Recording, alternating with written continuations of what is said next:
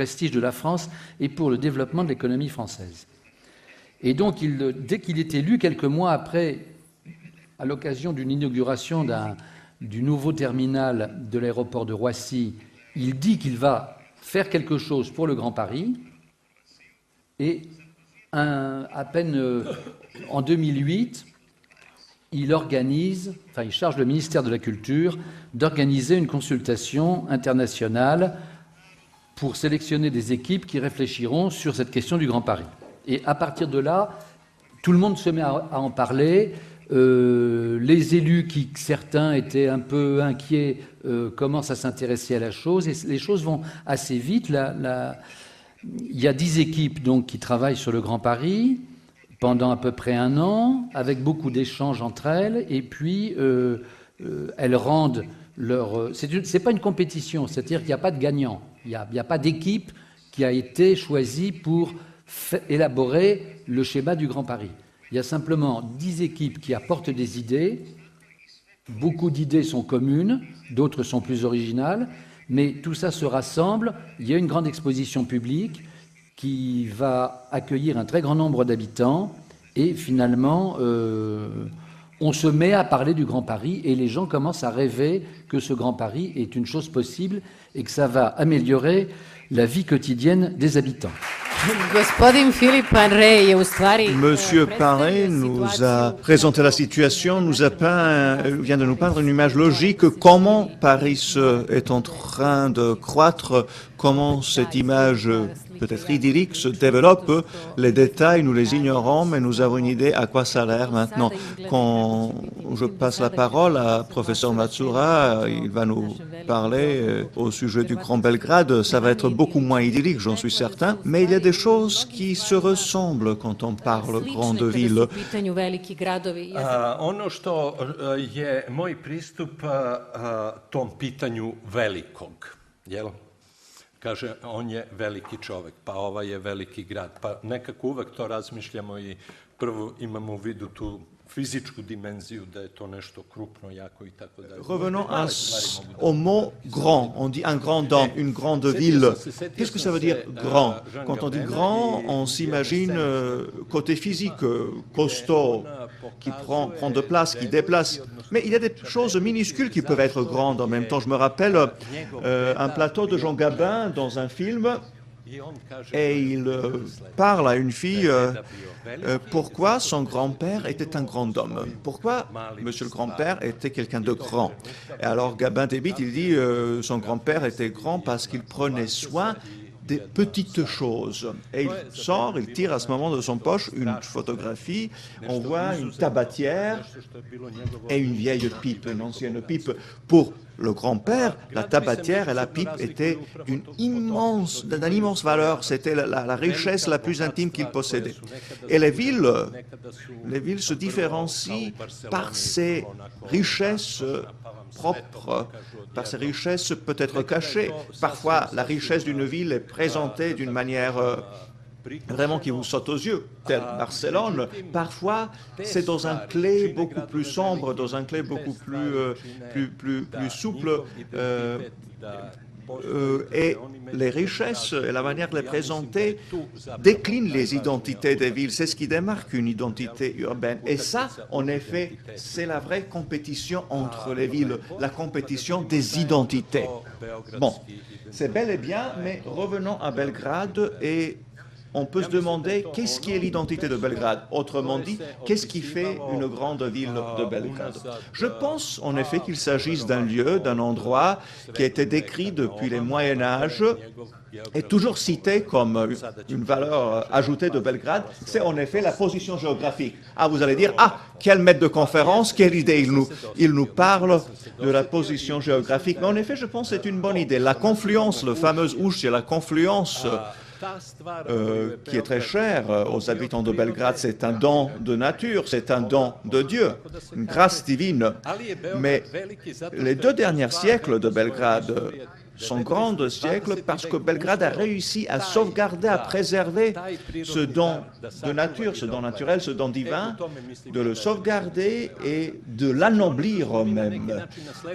On a reçu quelque chose, elle aurait été facile de gaspiller un héritage pareil. Il y a des villes, même nos anciens voisins de l'ex-Yougoslavie, les cités, les villes de littoral adriatique ont reçu d'énormes richesses en tant que leur position géographique, et ils ont réussi à gaspiller, à gâcher tout.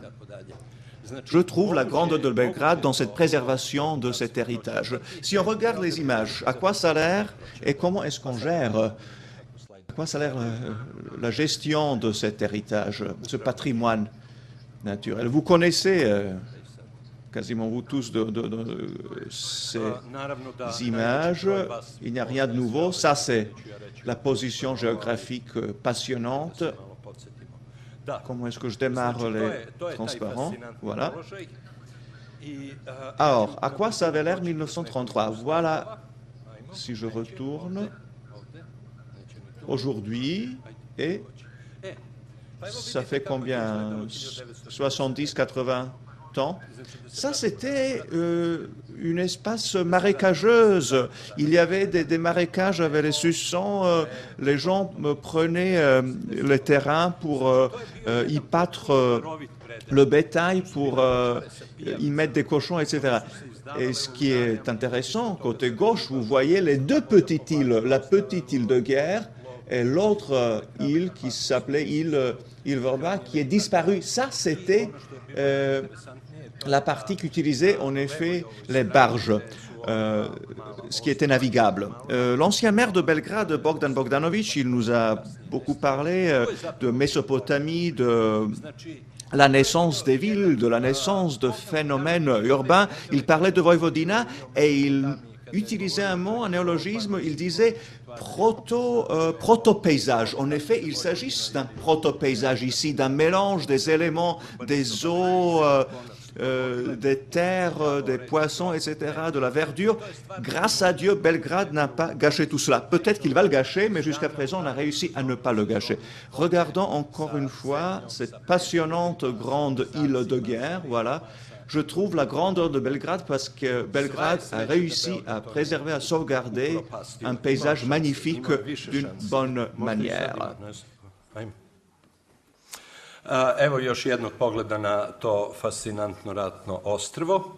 Da, znači Beograd je veliki što je uspeo da jedan veličanstven predeo sačuva na jedan dobar način. Novi Beograd je naravno još uvek neizgrađen. Belgrade n'existe pas encore, il n'y a que Zemun. Et vous avez Zemun comme une agglomération urbaine, le vieil Belgrade, et un vide entre les deux.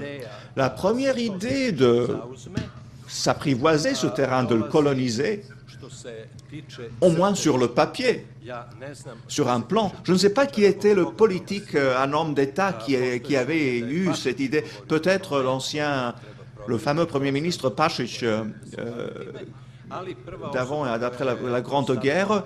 Peut-être que c'était sa idée à lui, mais un architecte, un urbanisme qui a fait les plans qu'il a mis sur papier après une compétition de 1921. Et il a prévu des grandes zones industrielles, etc. Mais le compétiteur suivant, un architecte russe, un émigré, Kovalevski, un professeur de renom, un maître de conférence de renom, un maître de l'urbanisme russe, il était le premier à faire un plan, matérialiser une idée de ce nouveau Belgrade. Je cherche quelque chose dans ma poche pour vous montrer. Et s'il vous plaît, regardez-moi cela. Il a utilisé cette partie de paysage. Vous avez vu à quoi ça avait l'air sur cette plan de 1923. C'était un grand vide. Et il a décliné ce grand vide et il a essayé de l'articuler, de faire un calque, de l'articuler, de faire en sorte que ça décline, résonne, ça fait un écho de Vieux Belgrade. Voilà, ça ne marche pas, mon indicateur. Vous voyez, ça a été à lui, ça c'était le fleuve, route des barges, et il voulait retravailler tout cela, il voulait l'artificialiser. pour ainsi dire. Alors en sorte, c'est un plan de 1950, un urbaniste qui s'appelait Szomborski. Ça, c'était le premier plan